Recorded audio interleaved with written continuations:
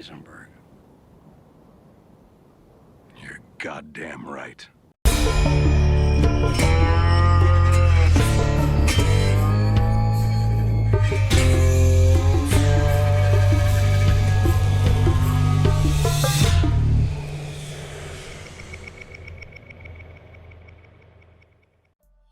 Hello everyone, welcome to NeoUnrealist.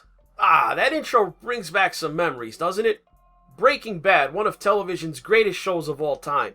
And those of you who've seen it, you're probably familiar with the lead character portrayed by actor Bryan Cranston, the infamous Walter White, aka Heisenberg. It's sort of Dr. Jekyll and Mr. Hyde type of character, in that he starts out as a mild-mannered chemistry teacher, and over the course of the show, as he's just slowly lets go of his passivity and his moral inhibitions, he manifests a completely different persona named Heisenberg to forge a ruthless criminal empire based on the production of excellent quality meth. Now, I've often thought that the Heisenberg moniker was an excellent choice for the alter ego on that show. You know, as in quantum mechanics, there is an assertion that there is a limit to the precision to which an observer can ever know the value of certain pairs of physical properties of subatomic particles. Now, things can be both one thing and another at the same time until they're observed, and the very act of observing them resolves the situation. But in a sense, the observer has also changed things by the mere fact of their observation, like watching a TV show. And this was, an idea first put forward by the German physicist Werner Heisenberg in 1927. And it set the tone for much of what you find in quantum physics, really. I mean, what it means is that quantum physics doesn't really make sense to us all, in our practical experience when applied to everyday objects. The paradox of quantum superposition, for example, is most popularly illustrated through a thought experiment that's called Schrodinger's cat. You put a cat in a closed box with a lethal substance that's set to release if a Geiger counter, also inside the box, detects radioactivity. That's to say an atom decaying and releasing radioactivity. Now, let's say you had a 50-50 chance of either it happening or not. You wait a while, with that box closed, without looking inside the box, and for that period of time that you haven't looked into the box, by quantum mechanics, you'd have to say that the cat is in a state of both being alive and not alive at the same time. Until that moment, when you open the box and look to see if the cat is alive or not, it's simultaneously in both states. Now, in our experience of reality, this is generally viewed to be impossible. And so it is, with AOC's squad member, Congresswoman Ilhan Omar, and the state of her marriages. I mean, is the Congresswoman married to Ahmed Hersi or to Ahmed Elmi? Is the Congresswoman married or separated? Was the Congresswoman married to both Ahmed Hersi and Ahmed Elmi at the same time? Is the Congresswoman separated from Ahmed Hersi? And so on and on and on it goes with this merry-go-round. Where it stops, nobody knows. Not with Ilhan Omar. And, for most people, almost all people, with certain rare exceptions, whether or not they are married is an easy, clear-cut, and unambiguous thing. I mean, I'm sure, if I asked any one of you watching this video, are you married? It's a question that I'm sure you could probably answer with 100% specificity. Certainly at least 999 out of every 1,000 of you. Now, I'm reasonably certain that if asked, those of you who are married could say, without any pause or hesitation, having to think of it over, if either you're married, you're separated, you're single. Even more fundamentally, if you are married, who it is you're married to. Ilhan Omar, she must be the first member of Congress, the first person really I've ever heard of, let alone a congresswoman, a senator, or a president, or anybody like that, who we, the public, cannot at any given time, identify who her husband is, or even if she has a husband, is she separated or not? Am I the only one who finds it strange that this, forgive the pun, this state of affairs is allowed to continue by the media? In the past, whenever a high-profile politician's marriage or marriages or some issue related to that has come up as a campaign or a political issue before, the mainstream media has left no stone unturned to pursue those stories. Decades-old divorce record sealed by court orders. Screw that. Fair game. Ex-spouse disputes a claim made in the media as untrue. No way. Go to court. Unseal those records. In 2004, Republican candidate Jack Ryan, he was running against the then little-known Democrat named Barack Obama to represent Illinois in the United States Senate. Suddenly, the Chicago Tribune and the ABC affiliate for Chicago, WLS-TV, they went to court to have the custody files for the son of Jack Ryan and his former wife, actress Jeri Ryan. You might know her, she portrayed Seven of Nine on the Star Trek Voyager series. Now understand, there was no current allegation against Jack Ryan by Jeri Ryan for doing anything. Both had agreed to have their custody agreement sealed, saying that its release could be harmful to their son. And then for some inexplicable reason, some LA Superior Court judge, Robert Schneider, he rules to release the custody files to the media. You know, this despite it going against the direct wishes of both parents and the previous court's decision to seal the papers in the best interest of the son. No rationale given. The salacious details come out about Jack Ryan asking his wife Jeri Ryan to go to various clubs with him in New York, New Orleans, and Paris. You know, the type of clubs that catered to his unusual tastes. He wanted her to be intimate with him in these public venues.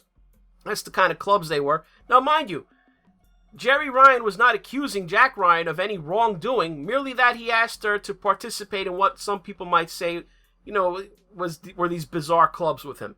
Now, she didn't allege, as I said, any kind of unfaithfulness. In fact, I think that was the first time I'd ever heard of a politician getting in trouble for wanting to be with his wife in those type of situations. But anyway, long story short, the damage was done to his image. Jack Ryan had to withdraw from the race, and it left the way open for Barack Obama to get a stranglehold, a lock, on that Senate seat, and it propelled him into national office and eventually to the White House. Donald Trump's marriage to his first wife was delved into in 2016. Recall Trump's marriage to Ivana Trump. That ended all the way back in 1990, 26 years earlier. A comment attributed to Ivana Trump in a book about an unpleasant experience that she had with the Donald as their union fell apart back in 1989 was taken as an accusation against him. Well, the media tore into every detail of that proceeding and reported it as true, despite Ivana Trump herself denying the media's spin and narrative on her own experience with the man. So basically, in a way, the last two sitting presidents of the United States both had used, both for their benefit and against their benefit, you know, a marital situation, both to the point where the media was going to court to get access to sealed records. I mean, so where's the curiosity here? Where you have a Washington, D.C. mother and medical doctor, Dr. Beth Mynett, claiming that her husband, Tim Mynett, cheated on her with Congresswoman Ilhan Omar. That he announced this to her in April of this year, 2019, in a, quote, shocking declaration of love for the Minnestota Congresswoman before he ditched her. This is in Dr. Mynett's filing submitted in D.C. Superior Court yesterday, Tuesday, August 27th. You know, the 55-year-old doctor and the 38-year-old husband, they have a 13-year-old son together. Mynett says in the filing that Tim Mynett physically separated from her, that is to say, he moved out on or about April 7th, 2019, when he told her that he was romantically involved and in love with Ilhan Omar. Dr. Mynett further states to the D.C. court that in spite of this devastating betrayal and the deceit that preceded his abrupt declaration of love for Ilhan Omar, you know, that she told her husband she still loved him and she was willing and wanted to work to salvage their relationship. Tim Mynett, according to his wife, responded that that was not an option for him. He moved out the next day. In effect, ending their 13-year relationship. I believe they lived with each other for 6 years prior to officially tying the knot. Now, the court filing says that the 37-year-old mom of three, Ilhan Omar, paid Tim Mynett through his E Street Group LLC approximately $230,000 starting in 2018 for ostensibly fundraising, consulting, digital communications, internet advertising, and travel expenses. And this now validates some of the stories that have been appearing in British tabloids, especially, where Omar has been spotted enjoying time with Tim Mynett. Most prominently they were spotted having a dinner at an intimate spot, a California restaurant, back in March. Now, Dr. Mynett, she is seeking primary custody of the couple's 13-year-old son, and she's citing Tim Mynett's extensive travel with Ilhan Omar as part of the reason that she should be awarded that. The reason being that travel, it's not part of his job description, she alleges, according to the court documents. The papers state that defendants' more recent travel and long work hours now appear to be more related to his affair with Representative Omar than his actual work commitments. So apparently, days before Tim Mynett, this is, you can't make this up. Days before Tim Mynett declared his love for Ilhan Omar to his wife, Dr. Mynett alleges that he took their son to a dinner to formally meet Ilhan Omar for the first time at the family's favorite neighborhood restaurant while she was out of town, the wife. At that dinner, Ilhan Omar, this was how you could tell it was pre-planned. She gave the 13-year-old son a gift, and Tim Mynett later brought Ilhan Omar back from that dinner, back with him and his son, back inside the family home while his wife was out of town. So according to Dr. Mynett, her husband, how convenient, he's now pleading poverty. Asserting that after their separation, he's broke, his so-called business is floundering, and he's threatening to shirk his share of their joint financial responsibilities. Now let's go into Tim Mynett's business and show why this is a problem for Ilhan Omar, and why the evidence seems to go along with the Dr. Mynett's portrayal of the situation. E Street Group, LLC, Limited Liability Corporation. You look into this so-called consulting business. It's a shell. It's a sham. It's a fugazi, as Fredo over at CNN might call it. You go to the website for this supposed political consulting group, and it's just a single landing page. No links, no subsections, nothing but this single image that says, "We are storytellers focused on building authentic brands, modern campaigners driven by data, constant planners focused on the path to victory, and strategic partners dedicated to building sustained power." That word salad essentially says absolutely nothing. It represents the sum total of the online presence of E Street Group LLC. Now look at the bottom there, accepting new clients by referral only. So if you wanted to make use of the services of the E Street Group LLC, you have no email address, no phone number, no social media links, no mailing address, no means of any kind to get into contact with these storytellers and builders of authentic brands. The UK Daily Mail newspaper, they got a little bit further and managed to find where the alleged office of this outfit is. It doesn't exist. It's Tim Mynett and his partner, two guys running this shell out of a WeWork shared office space in DC. The E Street Group LLC didn't even exist on paper until July of 2018. The thing is just barely 12 months old.